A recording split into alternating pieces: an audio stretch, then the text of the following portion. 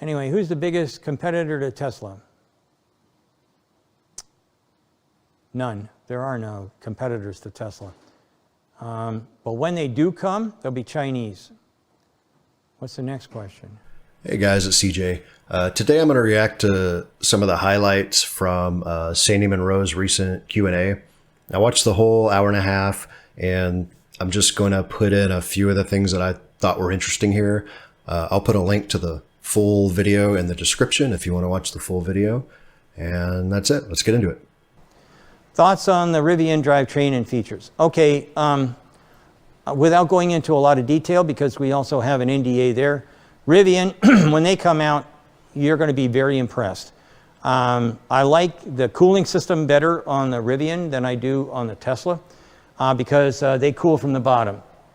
Ribbian also uses the same batteries as currently used by Tesla. These are the 2170 batteries.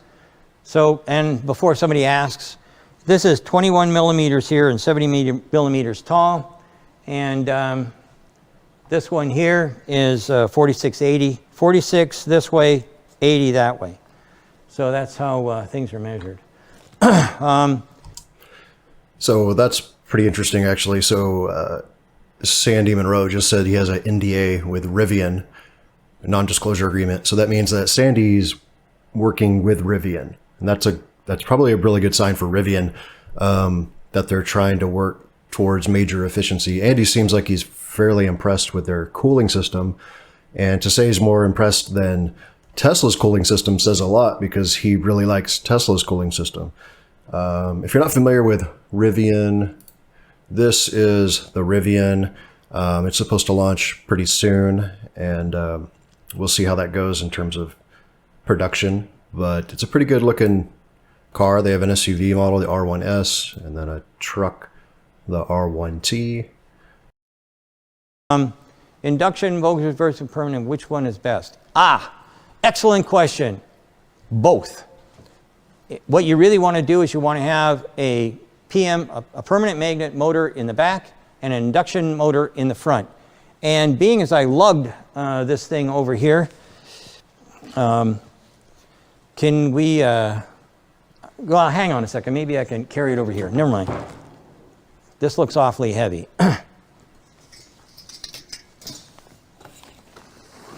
Shit. Okay, so,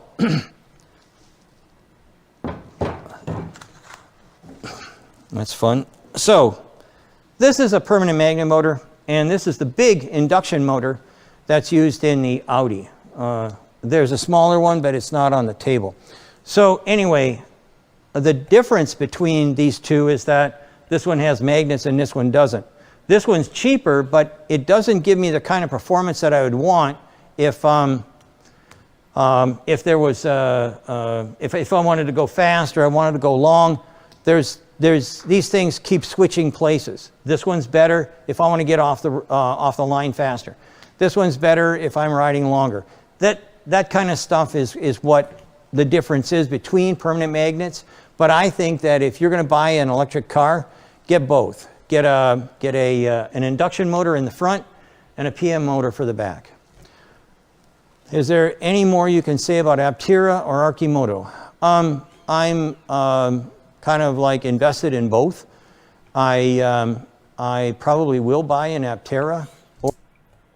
So if you're not familiar with Epterra and Arkamoto, I can show you those guys real quick. Let's see. This is the Epterra. It's designed to have a 1,000-mile range. It's a three-wheeler, which makes it, more efficient. A little odd right now, but a 1,000-mile range. That's pretty cool. And then the Arkamoto is also a three-wheeler. I think it's three. Yeah, it's a three-wheeler as well. You ride it sort of like a motorcycle, so it's interesting in its own right. Holds two people. Can imagine how great this would be for potentially robo-taxis or delivering things in an urban environment, all sorts of stuff like that. All right, so let's get back to Sandy.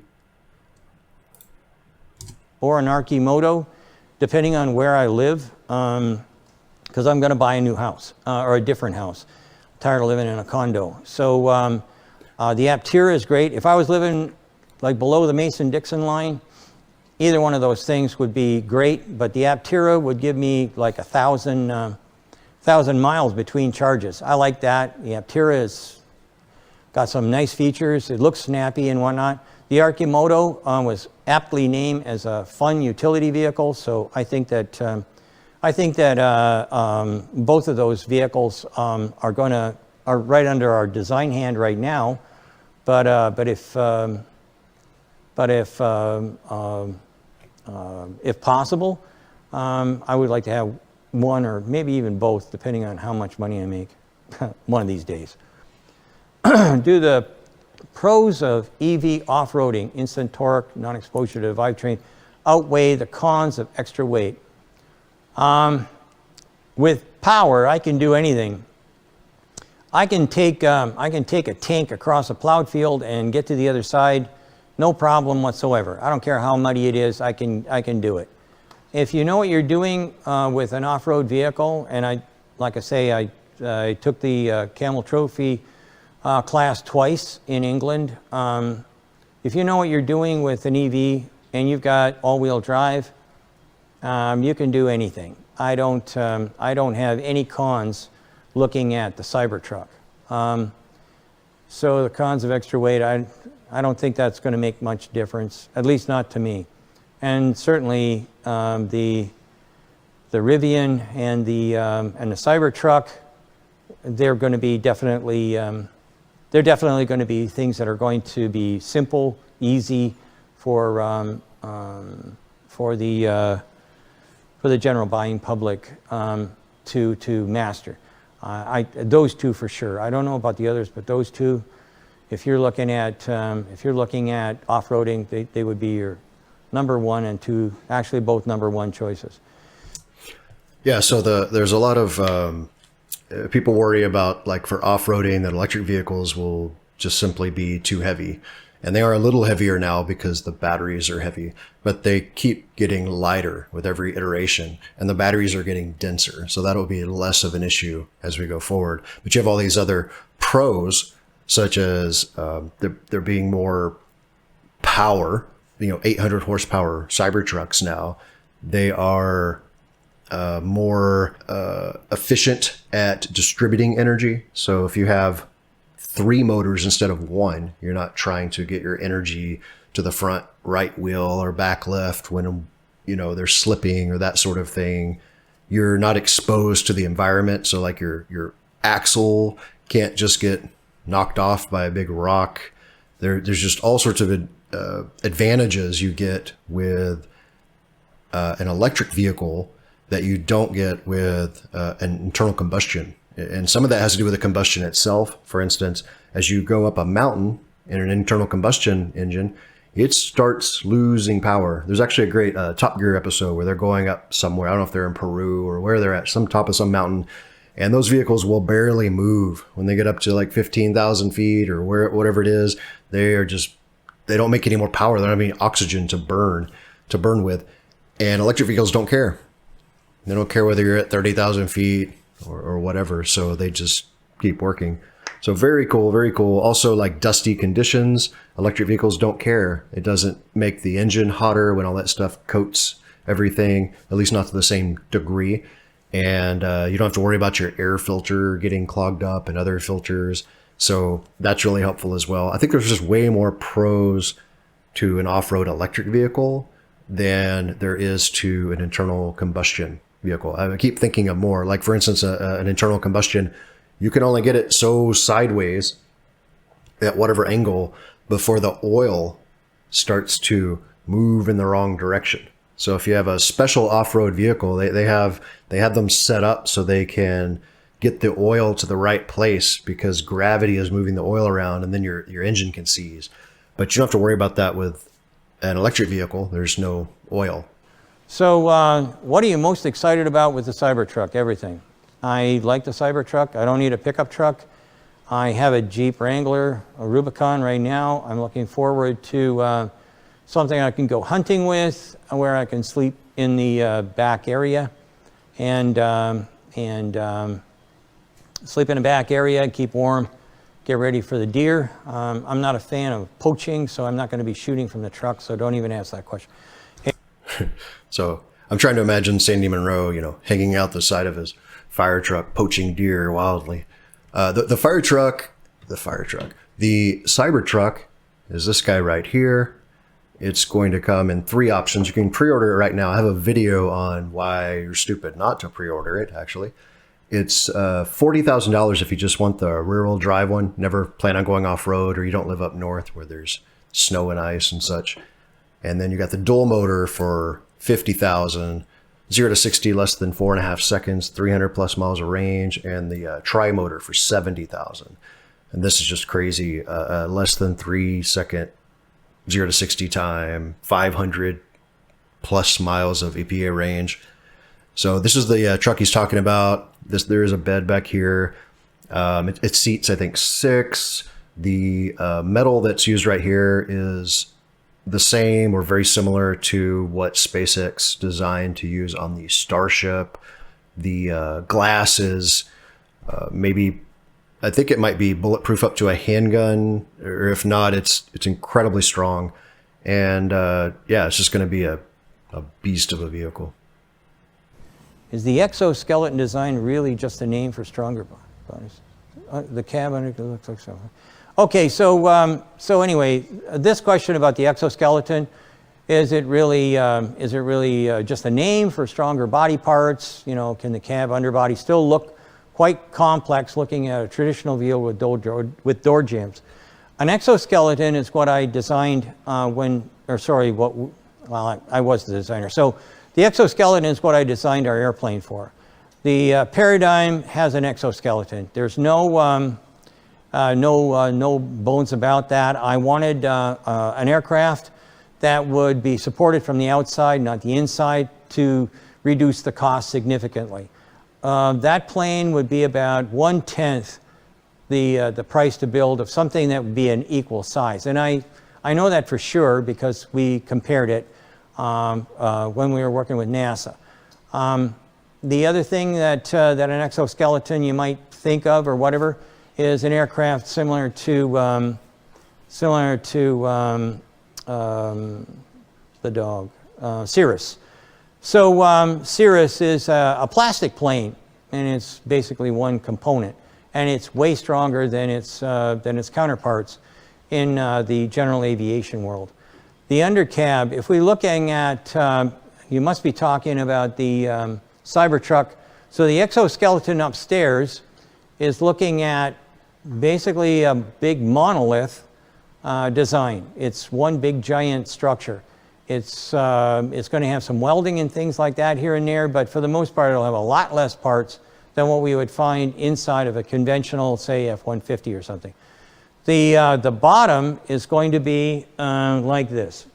And I just did something for some folks asking about the mega casting, and I happen to have I have all the details on that, but where's the picture that I'm looking for? Watch, it'll be the last thing. It's probably the last thing in here. Here it is. Yep, here we go. So this is what's been published by the folks over at Tesla. I don't even know where I got this picture from, but this is showing that the whole bottom dress, the whole platform for the Cybertruck is basically 3 gigantic pieces. This makes a big difference. My body shop is going to shrink to about maybe it'll shrink by 80%, 75-80% for sure. There's no robots, there's no welding, there's no people needed, or very few number of people needed. So I think that you're looking at something that's a lot less complicated, and it's going to be a lot easier to put in those things that we have to put in, like wires and hoses and whatnot for brakes and things like that, because I can design in, if I'm using an exoskeleton design or the mega casting designs, I can weave all my wires. I don't have to have I don't have to have much of anything. Every feature I need is already going to be there. I'll only need simple snap fits to hold everything together.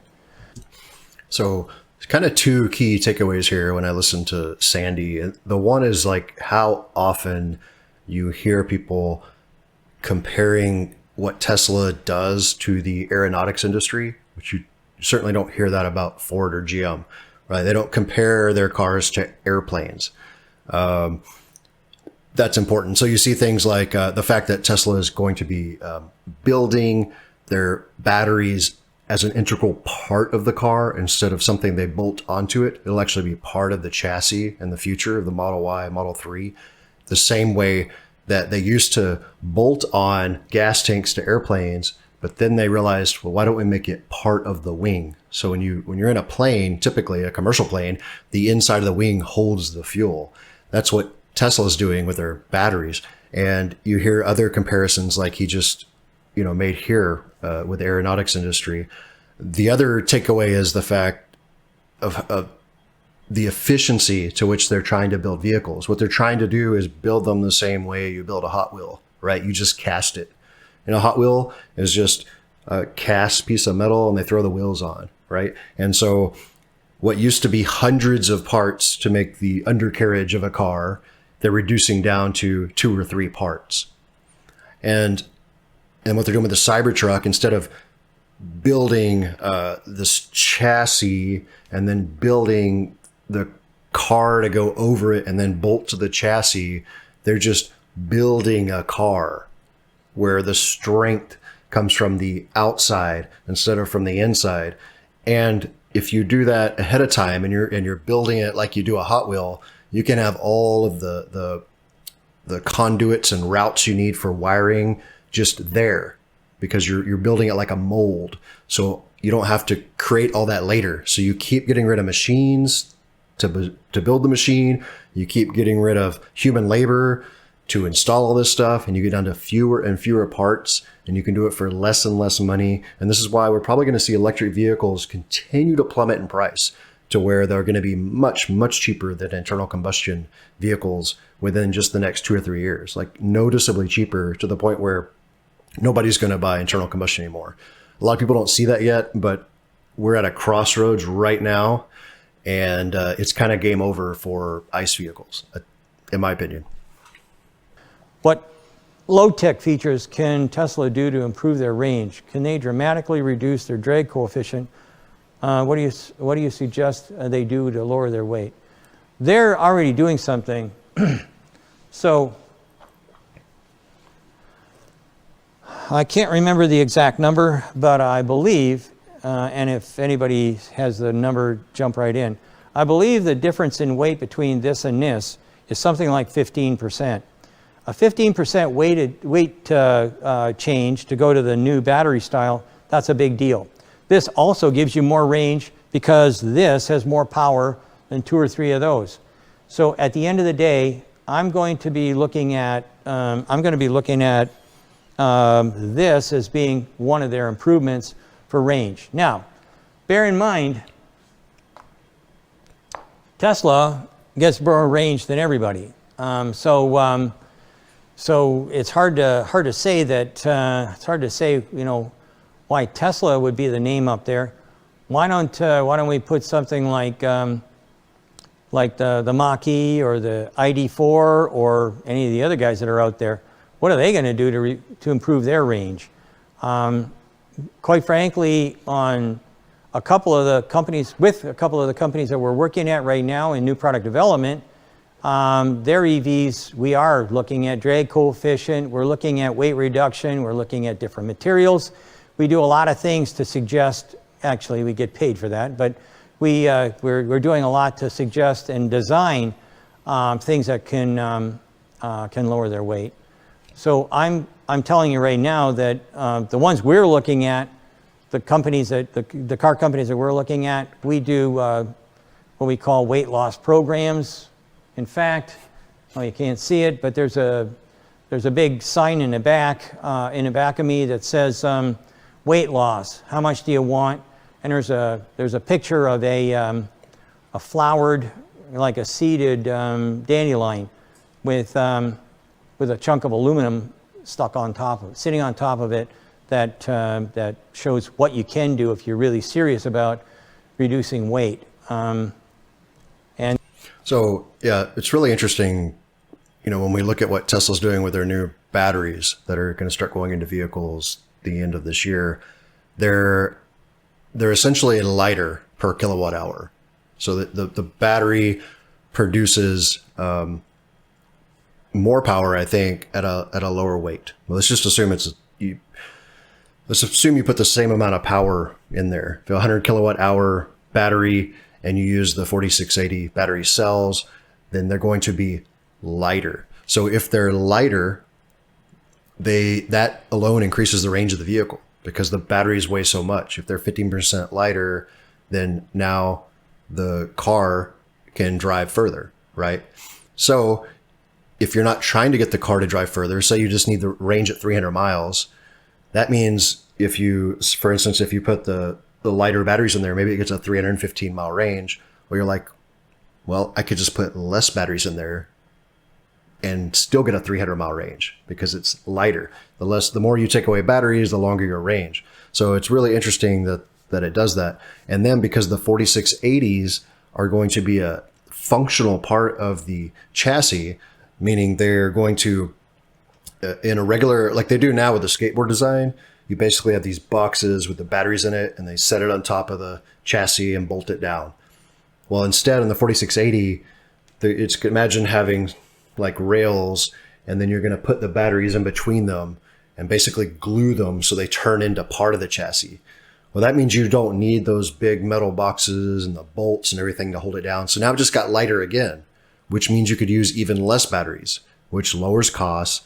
Range stays the same. Everyone's happy. So really interesting stuff he's talking about with batteries. And he's kind of alluding to the fact that Tesla is already doing this right. And he really needs to have a chat with the other guys. Losing major players, I don't think so. As I just said, there's going to be a lot smaller. Ford will shrink, GM will shrink, Japan will shrink, all the Japanese companies will shrink. Europe will shrink, or all the European players will shrink, because the Chinese will definitely be taking over some parts of that market. What they don't buy, like Volvo was purchased by Geely, what they don't buy, they can outproduce on. Simple as that. Everything just went black here. Oh, okay, good. So it's going to be, I'm glad I'm old, actually. I think I'll start growing my own crops and things. So I don't have to worry about things like that. But if you're young, go and talk to your boss about maybe waking up and doing something a lot better than what we saw with the VW ID4. By the way, if you happen to work for VW, we would love to take that car to pieces and assess it and analyze it and turn it into something else. If you want to know what we can do, have a look at the Ram 1500. Munro had a lot to do with that. So again, Sandy Munro is just bashing legacy automakers, saying they're all going to shrink, and basically saying the Volkswagen's terrible and they need to get on the ball. And this is not news to me. Not news to me. Do you think Tesla will be able to bring a $25,000 vehicle into production? Yes. Some of these are really quick answers. So I think that Tesla probably could build a $25,000 car pretty much right now, if they wanted to. Are there any mega casting porosity problems? No. This is ultra high pressure vacuum forming.